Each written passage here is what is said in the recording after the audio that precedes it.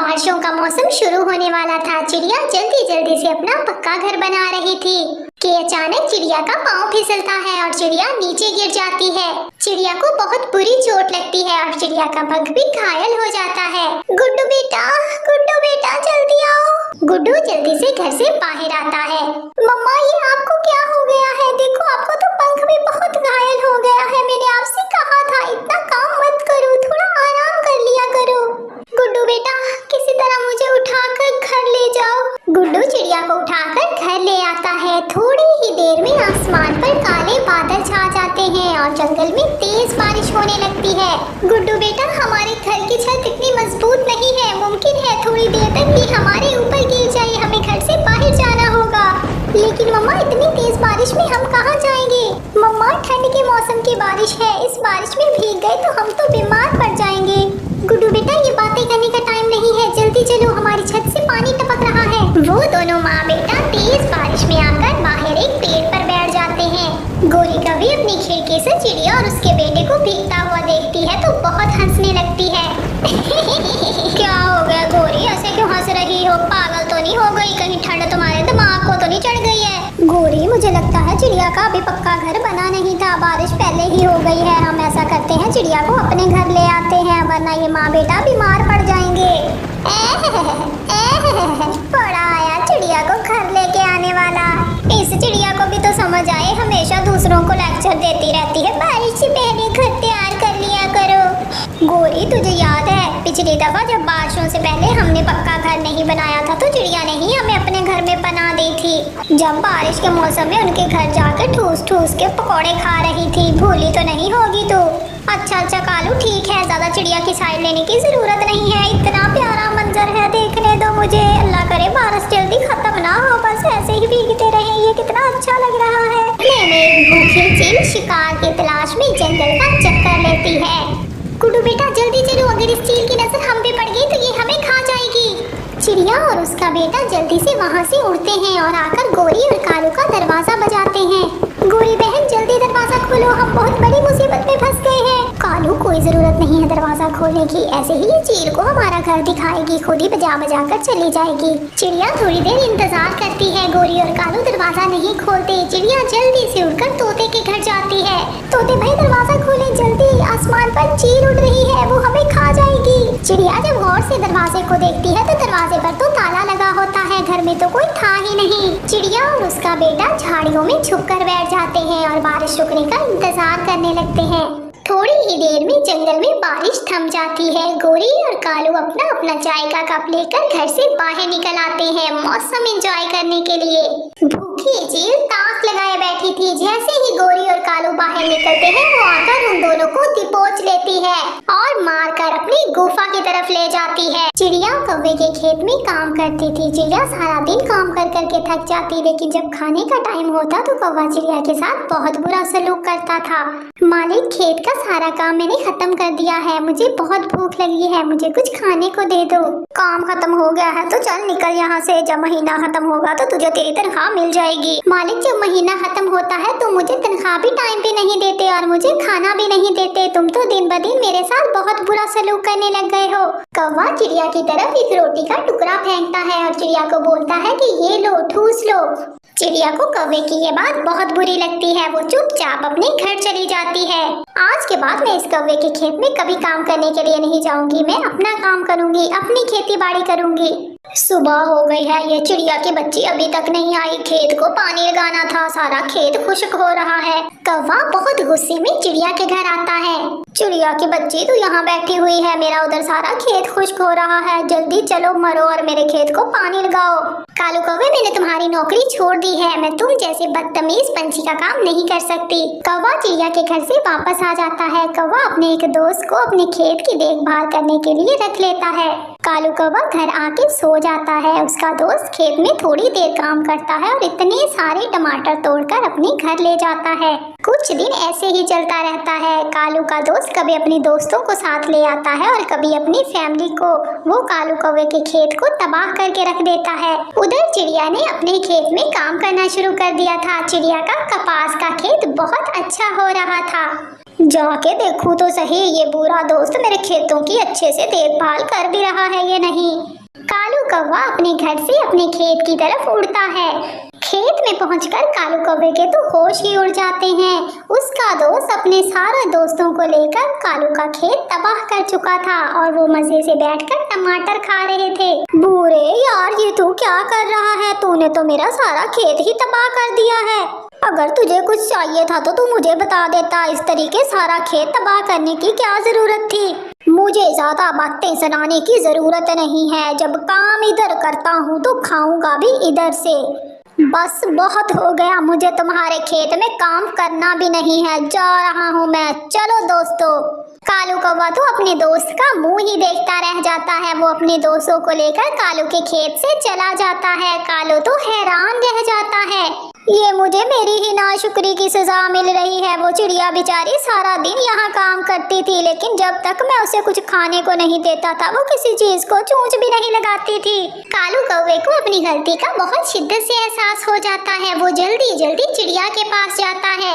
चिड़िया मेरी बहन, मुझे माफ कर दो, मुझे मेरे किए की सजा मिल गई है। तुम बहुत अच्छी हो, मैं बहुत खुश हूँ। तुमने अपनी खेत लगाई है, तुम्हारा खेत तो बहुत अच्छा हुआ है। नहीं नहीं कालू कौवे, शुक्रिया तो मुझे तुम्हारा अदा करना चाहिए।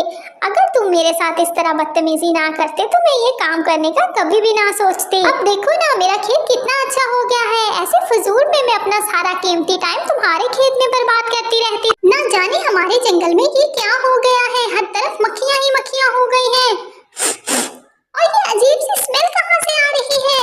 चिड़िया, तुम्हें नहीं पता हमारे जंगल में एक कौवों की फैमिली नई शिफ्ट हुई है। उन्होंने अपने घर के बाहर कचरे के ढेर लगाए हुए हैं। हाँ चिड़िया, तोता सही कह रहा है। कल मैं भी गुजरा था उनके घर के पास से, बहुत ज्यादा गंदगी है वहाँ पे। उनका छोटा बेटा वहाँ पे बैठ के खाना खा रहा था। मुझे तो लगता है अगर ऐसा ही चलता रहा तो हमारे बच्चे भी कुछ दिनों में बीमार पड़ जाएंगे।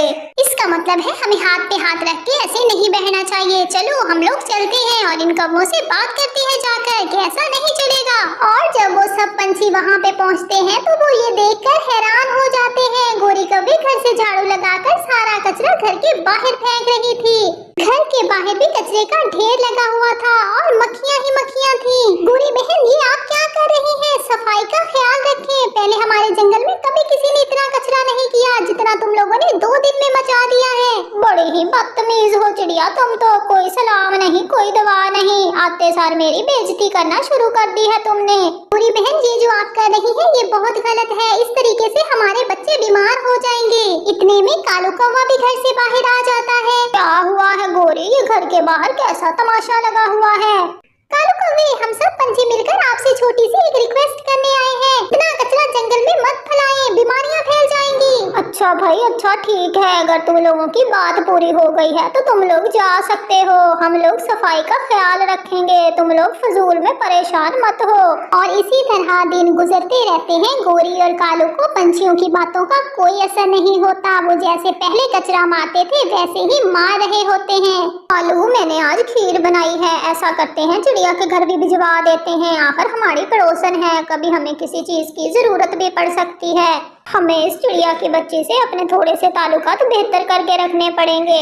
हाँ गोरी, ये तो तू बिल्कुल सही कह रही है। भिजवा दे, जग्गू के हाथ भिजवा दे खीर। जग्गू बेटा जा, ये जो सामने तेरी चिड़िया आंटी का घर है ये खीर चिड़िया के घर में दे के आ जा। और फिर जग्गू खीर लेके चिड़िया के घर चला जाता है। जग्गू जोर जोर से दरवाजा बजाता है। चिड़िया बाहर आ जाती है। जग्गू की हालत देखकर चिड़िया को बहुत मायूसी होती है। जग्गू बेटा, तुम कितने गंदे हो रहे हो। जग्गू बेटा, तुम नहा लिया करो, इस तरीके से तुम बीमार पड़ जाओगे। चिड़िया आंटी, ये मेरी मम्मा ने खीर बनाई थी, मम्मा ने आपके लिए भिजवाई है। प्रिय जग्गू बेटा, अपनी मम्मा को भी मेरी तरफ से शुक्रिया कहना। और फिर जग्गू खीर देकर वापस आ जाता है। चिड़िया जब खीर से प्लेट हटाती है तो खीर में एक मरी हुई मक्खी होती है।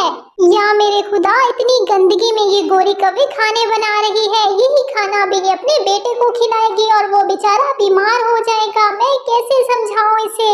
चिड़िया वो खीर लेकर गोरी के पास आती है। गोरी बहन, देखिए आप लोगों की इस कचरा कुंडी की वजह से मक्खियाँ कितनी बढ़ गई हैं। आप लोगों की इस खीर में भी मक्खी गिरी हुई थी। खुदाया, थोड़ा सफाई का ख्याल रख लें। हम सब बीमार हो जाएंगे। बस चिड़िया का इतना कहना था, गोरी तो आग बगोला हो जाती है।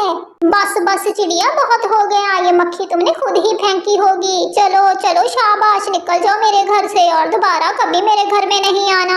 हाँ चिड़िया, गोरी सही कह रही है, तुम चली जाओ हमारे घर से। एक तो हमने तुम्हारे घर में खीर भेजी है और ऊपर से तुम हमारी बेइज्जती करने आ गई हो। चिड़िया बेचारी शर्मिंदा होकर वहाँ से वापस आ जाती है। रात हो जाती है। गोरी, कालू और उनका बेटा सो रहे थे कि अचानक उनके बेटे जग्गू के पेट में दर्द होने लग जाती है। मम्मा, मम्मा मेरे पेट में बहुत दर्द है। मम्मा, मम्मा मुझे लग रहा है मैं मर जाऊंगा।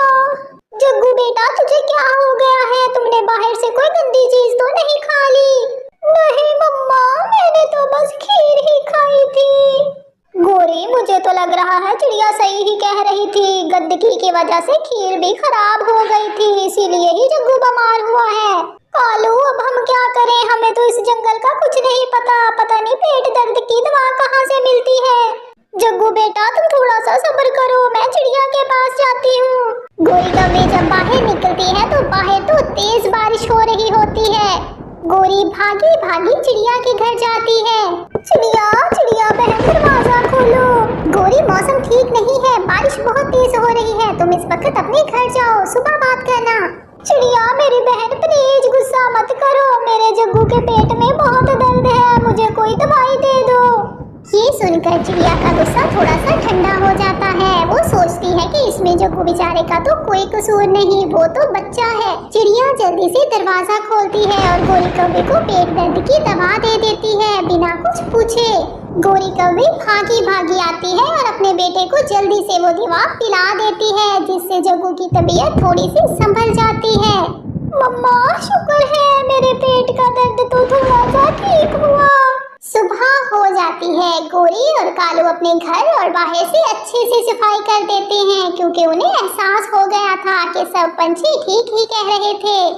मेरे प्यारे पंछियों, हम लोग आपसे माफी चाहते हैं, हम लोगों ने आपको खामखा इतना बेइज्जत किया। आप लोग बिल्कुल ठीक कह रहे थे, हमें सफाई का ख्याल रखना चाहिए। आइंदा हम आप लोगों को कभी शिकायत का मौका नहीं देंगे। आप हमारी तरफ से अपना दिल साफ कर लें। और फिर सभी पंछी गोरी और कालू को माफ कर देते हैं और वो हंसी खुशी जंगल में रहने लगते हैं। प्यारे दोस्तों, अगर आपको हमारी कहानियाँ अच्छी लगती हैं तो हमारे चैनल को सब्सक्राइब कर दें।